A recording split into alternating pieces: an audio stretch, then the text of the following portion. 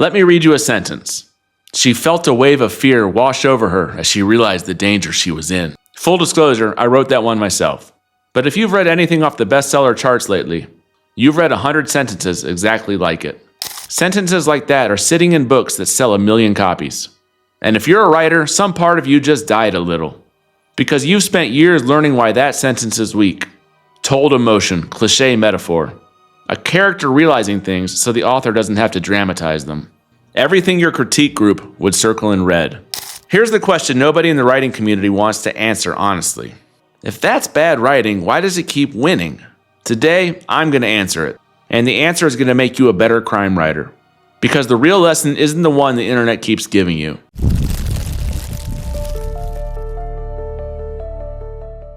If you've been anywhere near the book internet lately, you've seen the discourse. Readers and reviewers are lining up to say the quiet part out loud. The charts are full of flat prose. Told feelings. Characters who announce their emotions like weather reports. Whole chapters that read like screenplay summaries. Some of the biggest videos in the book space right now, versions of this exact complaint. And they're breaking out because thousands of readers feel it too. And the complaints aren't wrong. I read widely in crime and thriller. And the sentence level craft in some of the biggest bestsellers are genuinely thin. I've closed books in frustration. I've reread paragraphs twice because I couldn't believe it survived the editor. I'm sure you've done the same. Maybe we couldn't quite put our finger on it, but it was there, and it made us close the book. But here's where I break from the pylon. Every one of those videos and threads stops at the diagnosis.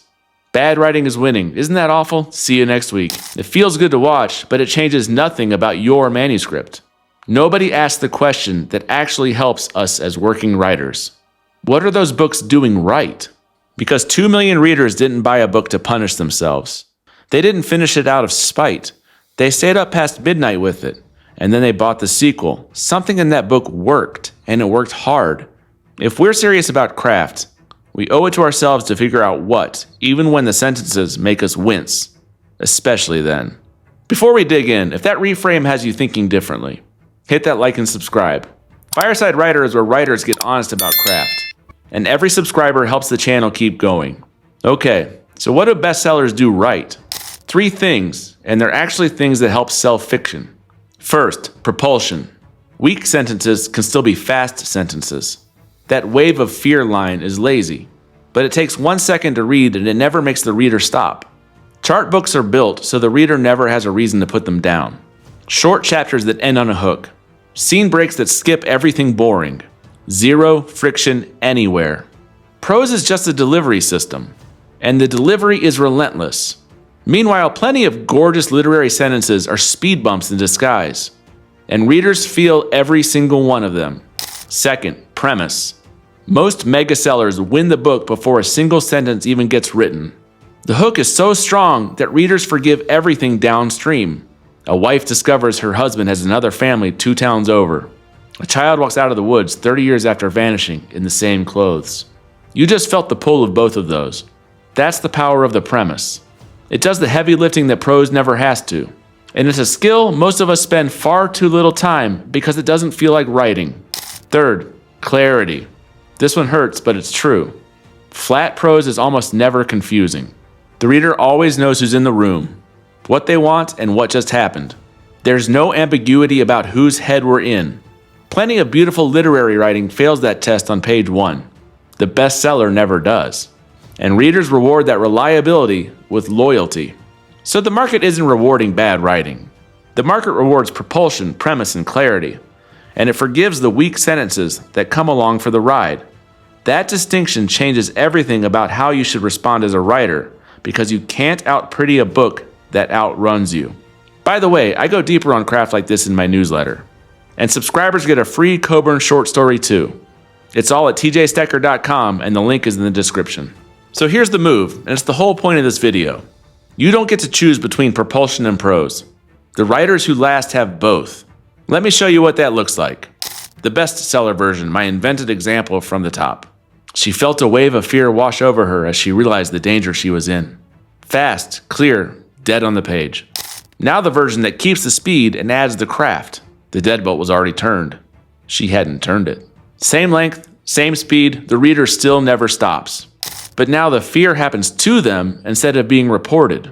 2 short sentences, 1 wrong detail, and the reader's stomach drops without the word fear appearing anywhere. 1 more because dialogue is where told emotion hides best. First, the chart version. "Get out," she said angrily, feeling the rage building inside her. The adverb tells us. The feeling clause tells us again. Now the best of both worlds version. She picked up his keys from the bowl and threw them into the hallway. Out. Nobody announced the rage. The keys did it. 1 word of dialogue did it. And it reads faster than the original. Because craft done right doesn't slow anything down. It removes the explaining, and the explaining was the slow part all along. That's the standard, not slower and prettier. The same propulsion with the craft hidden inside it. Elmore Leonard built a career on this. So did the best of Michael Connolly, who I've covered on this channel. Sentences that read like water and sound like a fist. Look, I am definitely not the best at this, and I'll be honest about that. Early drafts of Redacted had the opposite problem of the bestseller list. I was so focused on the sentences I let the propulsion sag. Jeff Coburn is a Navy flight officer pulling a Pentagon tour, digging into his uncle's death after the Navy calls it a suicide. And my early chapters had him thinking beautifully and moving slowly. My word count went from 125,000 words to 77,000. I cut almost 50,000 words. My readers told me the truth. The writing was fine, but the pages didn't turn. That's a brutal note to get, and it took me longer than I'd like to admit to understand what it meant. My revisions were humbling. I studied how chart thrillers structure chapters, where they end scenes, how little connective tissue they carry between them, and I rebuilt my pacing on that skeleton while keeping my sentences. Whole transitions that got polished for days got cut completely, because the honest answer was nothing happened in them. The book got faster, and strangely, the prose read better, because every sentence that survived now had a job. The Moth taught me the same lesson from the other direction. Jolene's story lives in atmosphere. Appalachian hollers and rusting farm equipment. An atmosphere can become an excuse to idle. Every scene had to earn its speed. When I see the pile-on about bestsellers now, I get the frustration. But the honest version is this. Those books beat most of us at the things readers pay for. Our job is to take that engine and put better writing inside it. So here's where I land, and it's the opposite of the discourse. Stop being angry that weak prose sells. Start asking why it sells despite the prose. The answer is propulsion, premise, and clarity. And none of that requires you to write a single lazy sentence. The market forgives flat writing, but it never forgives boring. Learn what the bestsellers do right, then outright them where they're weak.